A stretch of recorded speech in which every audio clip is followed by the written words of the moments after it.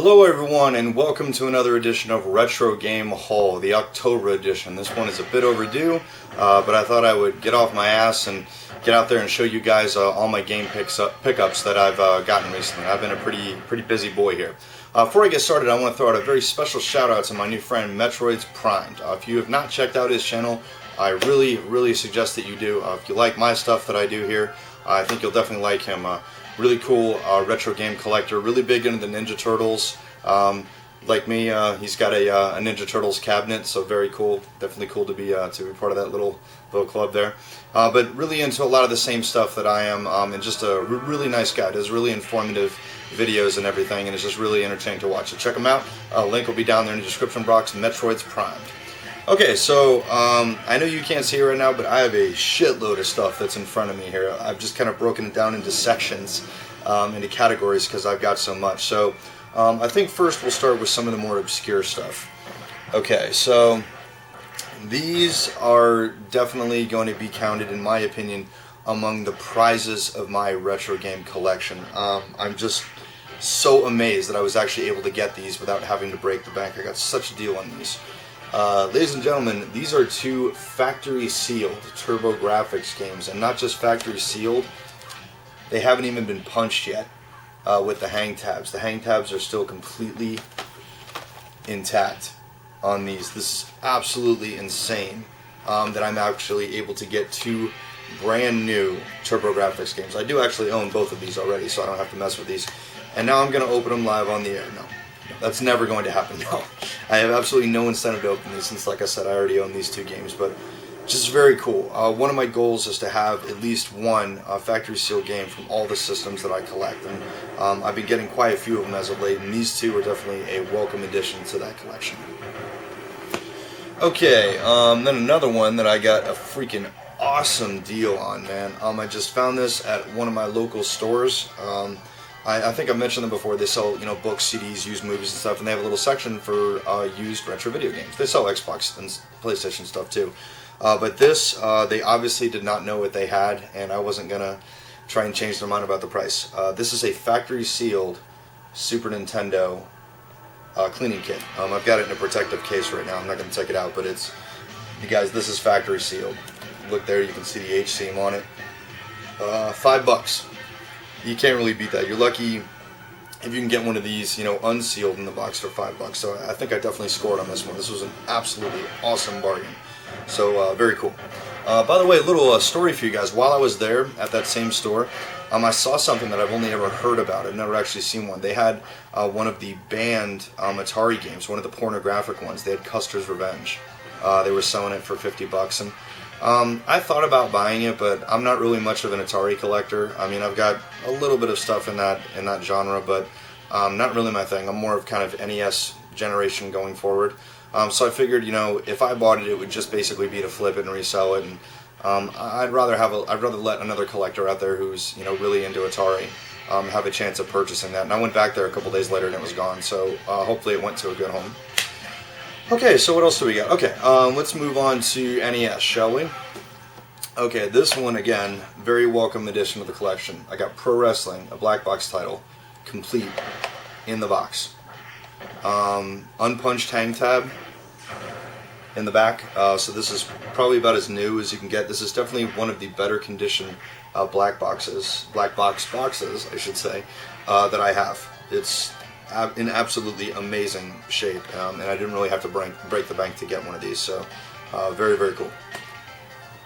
As I mentioned before, guys, I want to have all the black box titles in my collection. I'd love to have them all in box, and I'm getting there. I'm definitely progressing towards that.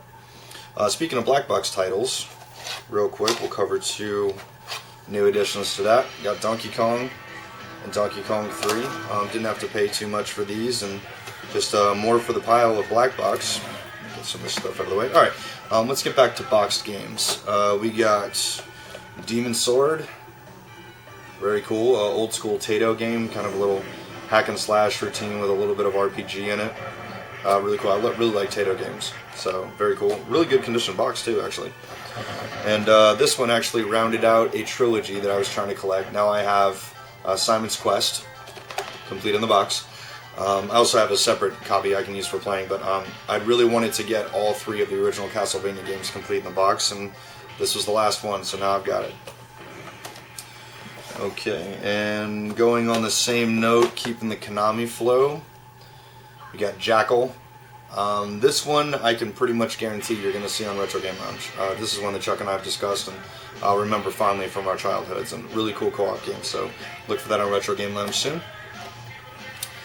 Okay, then we got Dragon Warrior, one of the I think kind of the much loved NES games. For a while it was coming free, boxed with the Nintendo systems, and they were just, it's just kind of a throwaway game, but it kind of, stuck with people like the original Super Mario Brothers.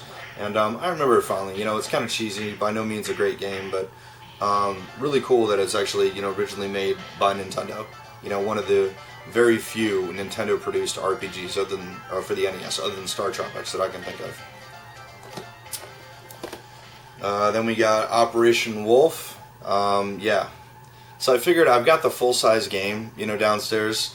Why not have the NES version, even though it's not nearly as cool as the arcade game in the box? So, got it. Another thing that I am very, very active in collecting, guys, is Hudson Soft games. I absolutely love Hudson Soft games.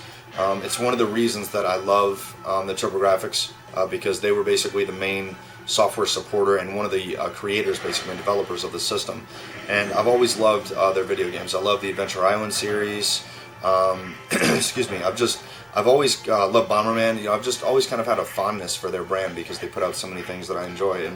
And even though, excuse me, this one does have a bad rap, thanks to the Angry Video Game Nerd and a few other guys out there, for being, a not so great game. I actually kind of remember this one fondly from my childhood. I've got some good memories of playing this one. Millions Secret Castle, at least that's how I pronounce it. I think it's supposed to be Milons, but I say Millions, even though that's not right, but whatever. Millions Secret Castle. Just kind of a cool, kind of a puzzle type of game. You're this weird little guy with a Rudolph red nose, and you just go around like solving puzzles and stuff in this really mysterious castle. So, good stuff. Keeping with it, I know it says Taxan on the top of this box, Star Soldier, guys, by the way. Hang Tab Stone Tack, complete in box. This one was actually made by Hudson Soft. There's a lot of games out there that, even though they do not say Hudson Soft, they are actually made by Hudson Soft. So keep on the lookout for those. This one, just an old school top-down shooter. Again, one of the reasons I love the TurboGrafx 16 is because there's so many great top-down shooters on that, and side-scrolling shooters, and Hudson Soft was definitely one of the champions of that genre. Okay, so I think we should go ahead and move on to actual NES games, okay? So, keeping in with the Hudson Soft, got Faxanadu, really cool. Again, does not really have the Hudson Soft logo on it, but if you look down at the bottom, it says TM Hudson Soft, under license from Falcom. But Faxanadu, really kind of weird role-playing game, sort of a hack and slash, but definitely with the RPG elements in it. Kind of an obscure title, but one that I remember fondly. And you guys, you gotta have, if you're a Hudson Soft fan, you gotta have the original Bomberman. I mean, just Bomberman is Hudson Soft's Mega Man. It's their Mario. He's their mascot. And I've always had a fondness for this series. I love it. I love the little top-down, kind of puzzle games like that, especially from the NES era, man. I've always got a soft spot for those. And one that's kind of on a similar note, not exactly Bomberman, but Mighty Bomb Jack from Tecmo. Really one I remember only renting. I don't really remember owning this one, but kind of a cool game, in its own right. A little bit of a single-room puzzle thing where you solve the puzzle and then you get to leave the room. I like stuff like that, so very cool. Glad to own this one. Alright, now let's move on to some of the bigger guns here. Zelda 2 Gold Cart. Still in decent shape, actually. It still works. Battery save still seems to work.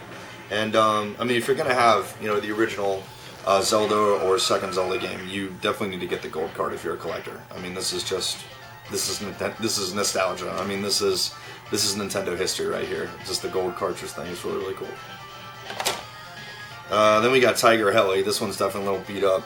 Some jerk off, carved their name into the side of that. I hate it when people do that. And Tiger Heli. Really remember this one fondly. Acclaim, one of their early hits. Really cool top-down helicopter shooter, man. Really, really awesome game. And we got another one here. you absolutely have to have Ducktales, guys. This one I've actually had to rebuy because the original copy, as you originally saw on a previous episode of Retro Game Haul, it didn't really work all that well. It's for some reason the game was really dark. It still worked functional wise, but the graphics just weren't really there. I tried cleaning it, that didn't seem to do anything, so I just rebought kind of a plain copy. It's in a little bit better shape, but again, some idiot wrote their name on it, but label's in good shape and it plays really well, so definitely a good plain copy. Okay, then we got Batman from Sunsoft. This one's definitely highly sought after.